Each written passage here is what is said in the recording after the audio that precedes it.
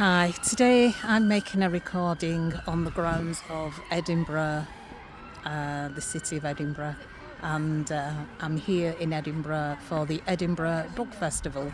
So I've taken myself away for a couple of days and to get to read my book, a couple of books that I brought along with me. I may have referred to these previously, but something really has affected me in so many ways, and this isn't about me, but I want to talk about the untimely departure of Professor Jason Arday.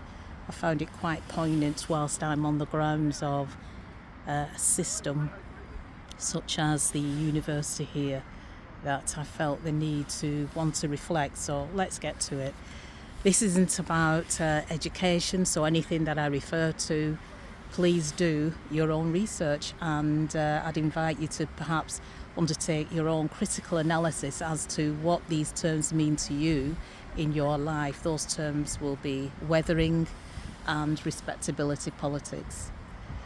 I don't know what happened, I don't know the full details, and I'm not here to talk about the details as to what happened here, but what I want to talk about is the constant scrutiny that many of us experience or have experienced or are experiencing as we work within patriarchal, heteronormative, toxic, oppressive systems. I'm a retired DEI specialist of over 25 years and worked in the NHS, the police service, the prison service and the likes, and have experienced the over-scrutiny, the over-policing of a number of things, and qualifications come to be part of that. I write more about that in my book, but this is not a day or a time for me to talk about the publication of my book, whilst it's fitting that I'm here on the grounds of Edinburgh University. That is not the reason why I want to share. I just want to share my sadness. I want to share grief and what comes up for me in terms of experiencing, hearing this news. A lot comes up for me over the many years of being a DEI specialist, being called to scrutiny, the respectability politics, and historically many of us, and I know I've had many conversations over the years with black colleagues and non-colleagues in the community who were all told, whatever you do in life, you've got to work twice as hard, you've got to be twice as good. This is all about the respectability politics, just to be accepted, just to be the same. That's the starting point that many of us will have been under the cosh, shall I say. And I don't say that to throw shade on family members or anybody who said that, because that would have been their life and they were only protecting us at that time. But some of us still live under that, and society and these toxic systems still work and govern under that. We only have to do our research and look at those who have committed a variety of different things that have had a pass around things that have happened. My apologies for the noise here. It's very busy on the park, and there are people cutting grass. So those are the things that I really want to explain: my sadness, my grief for somebody so young who is no longer with us, a brother who is no longer with us, and the scrutiny that can occur for many of us working in high-profile cases.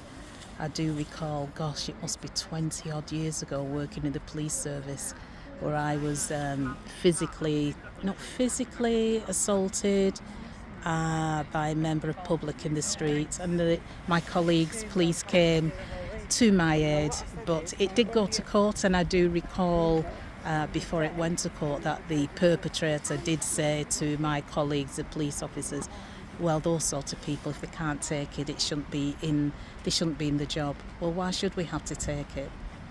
We talk about equity, and what does that mean?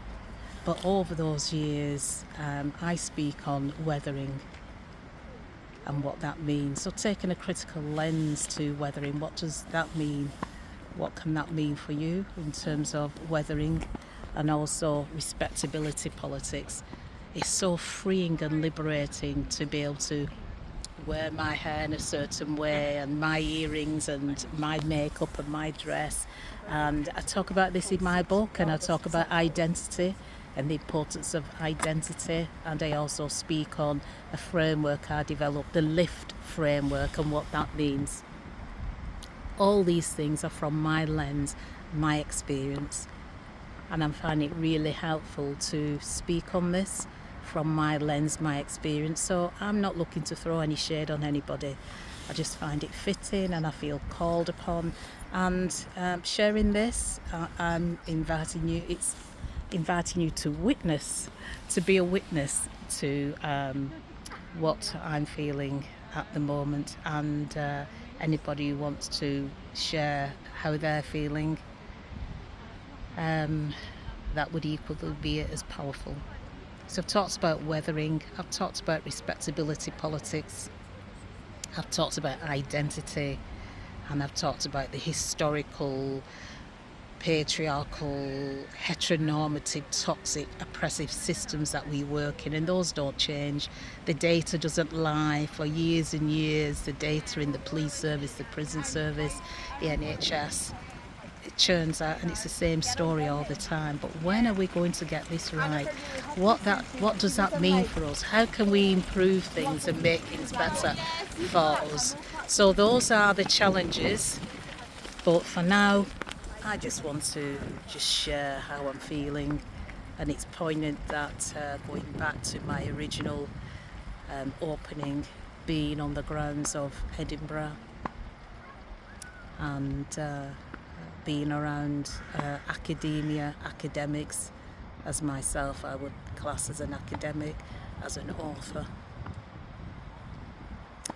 It's just spending time to reclaim myself, but also this is a fitting time for me to just reflect on such a young life that was lynched, I would say, by social media. But again, I don't want to go into the politics of this. This is just to share, reflect, and to be witnessed how I'm feeling, particularly as a past diversity DEI person who's worked hard to where they've got to, studied hard, worked hard, but still under the cosh, has experienced being under the cosh, and I understand that. And support networks, where are support networks? The trauma of what he must have gone through, I just can't imagine. Anyway, I feel like I'm rambling, and I'm not proposing to edit this. I just wanted to sit down on this park bench and just share with you, and to be witnessed how I'm feeling. Wishing you all a great time out there, whatever you do. And if you do need or feeling low, please do seek help, speak to somebody. There's always somebody there. Seek community. The book I'm reading currently is by Bell Hooks, all about love, and she talks about the power of community, speaking, sharing in community. We've been so ingrained to do everything ourselves. We'll be okay, we can't trust anybody. But it's time to trust community. I'm going to caveat that though, and also say that not all skin folk are kinfolk, but that's my experience too. So don't expect, just because somebody's the same skin colour as you, that they're going to be your kin. So be discerning out there, and look, I'm just wishing you a wonderful day, and I give thanks for where I am today, that I've made it through the end of lots and lots of challenges, and I give thanks, and I give myself grace, and others as well. So wherever you are, Wishing you a wonderful day. Bye for now.